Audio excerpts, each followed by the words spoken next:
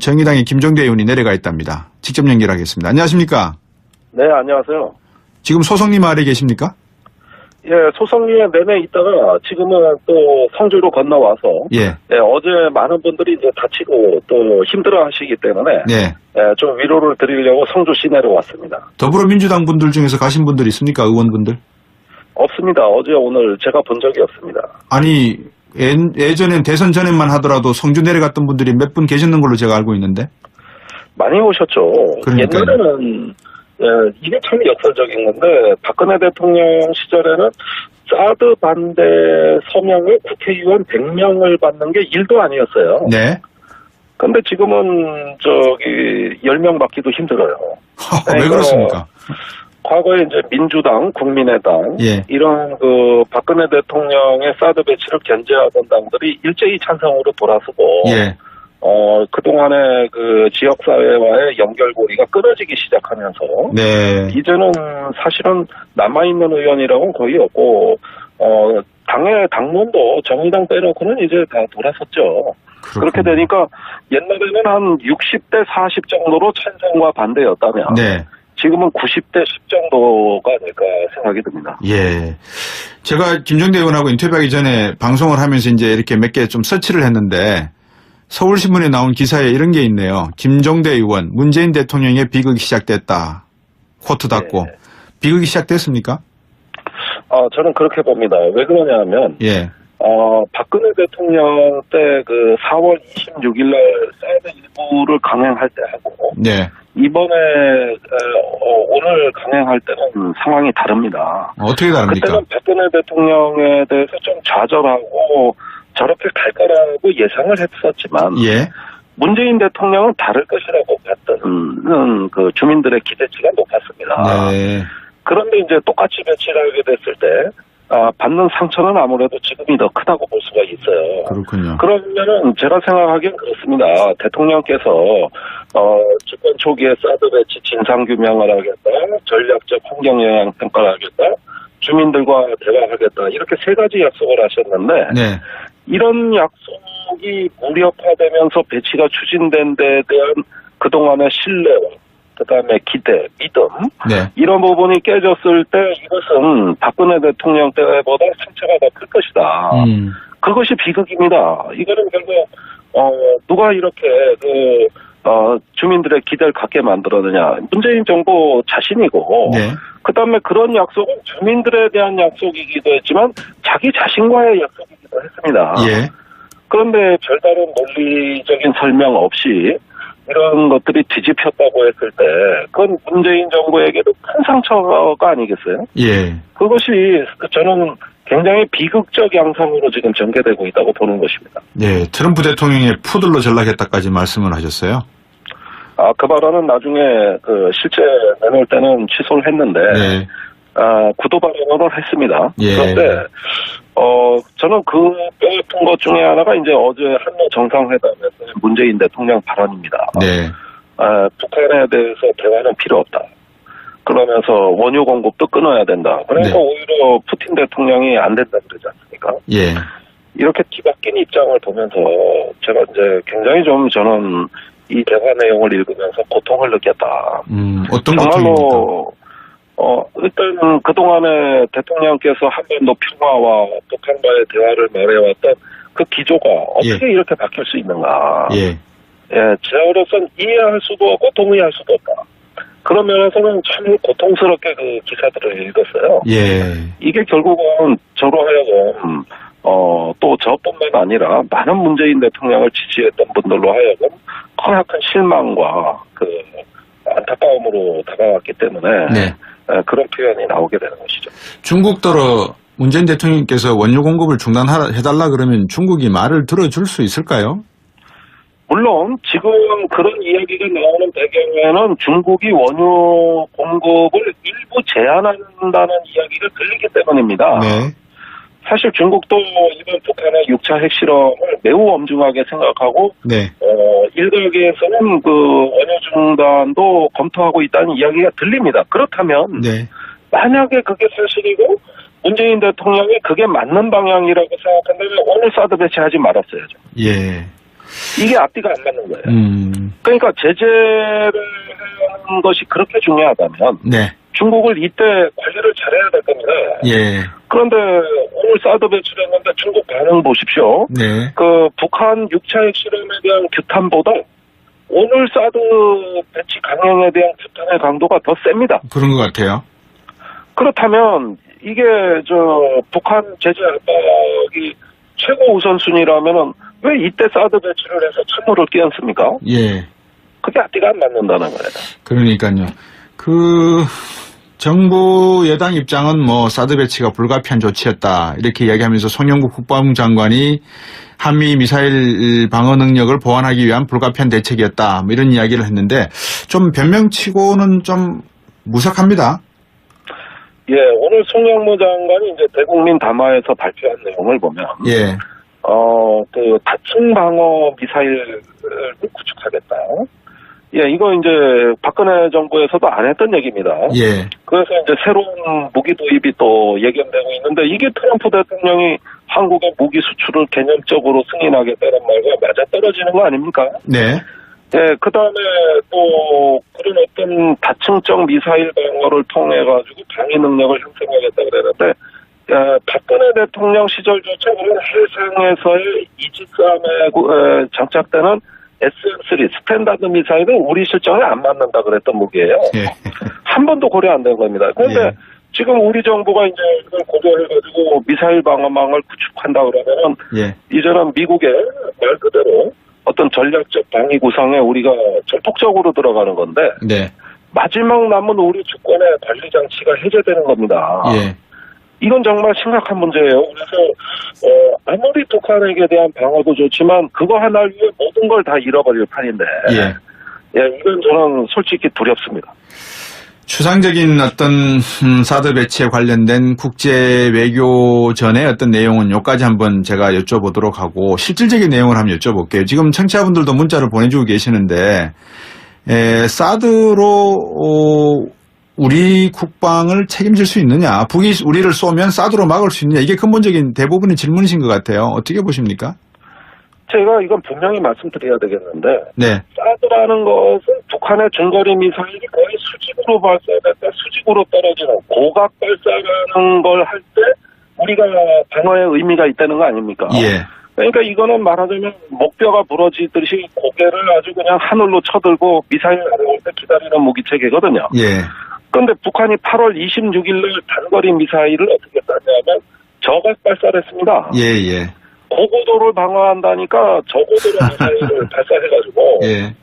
그러면은 변하고 이 느린 변하고 기다리는 타자를 간파한 투수가 낮고 빠른 직구로 들어오는 거예요. 네. 이건 사드로 못 막습니다. 그런데 8월 26일 날 스커드 미사일 발사를 한 지점에서 예. 그 동해상으로 발사한 걸 90도 남쪽으로 꺾으면 바로 성주 포대가 나옵니다. 예. 그러면은 고도가 너무 낮아가지고 50km 이하인데 이거 무엇으로도 못 막아요. 그러니까 보십시오. 저기 낙차큰 변화구만 대비하겠다. 그러니까 빠른 직구로 승부해버리지 않습니까?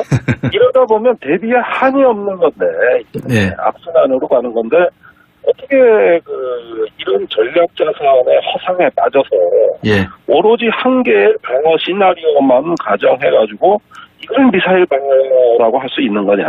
예. 남북 간에는 지리적으로 너무 근접해 있기 때문에 예. 그런 방어의 교리가 통하지가 않는다. 그걸 직시해야 된다고 저는 봅니다. 문재인 정부 들어서는 방금 김종대 의원께서 말씀하신 외교적인 전략, 또 실질적인 미사일 방어 체제에 대한 전략, 우리 핵시설, 원자력 발전과 같은 중요한 핵시설에 대한 방어 전략, 좀 더 경제적이고 군사적이고 외교적인 다차원적인 전략을 가져가야 되는데 너무 일회성이고 너무 뭐라 그럴까요? 편협적인 그런 전략들이라고 보시지는 않습니까? 저는 이렇게 생각합니다. 지금 대화 따로 압박 따로. 그래서 압박할 땐 대화 안 한다. 이러면서 단순한 전략으로 가고 있거든요. 단순 전략이다. 예. 그렇죠. 그런데 경제 제재는 이제 군사 대비라는 건 하드 파워고 예. 외교나 대화는 소프트 파워 아닙니까? 그렇죠. 그런데 이 각각은 의미가 없어요. 예, 이 그럼요. 둘이 결합돼가지고 스마트 파워를 구성해야 네.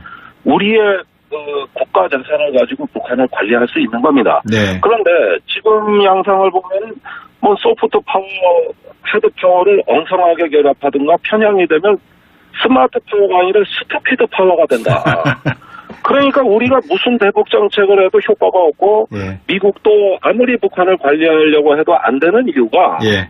체계적이고 스마트한 접근법이 아니라 이랬다 저랬다. 예. 충동적이고 극단적이고 예. 편향적이고 이런 정책이 남발이 되다 보니까 오늘날 어떤 정책을 써도 북한에 효과가 없습니다. 결국은 그게 바로 스투피드 파워라는 거예요. 예, 결국은 아까 말씀하신 대로 변화가 들어오는데 큰 거 한 방 노리고 남북한 정상회담 정도 같은 한 방 노리고 헛스윙만 하다가 스트라이크 아웃 될 수도 있다는 건데 청취자분들이 이런 질문하셨어요.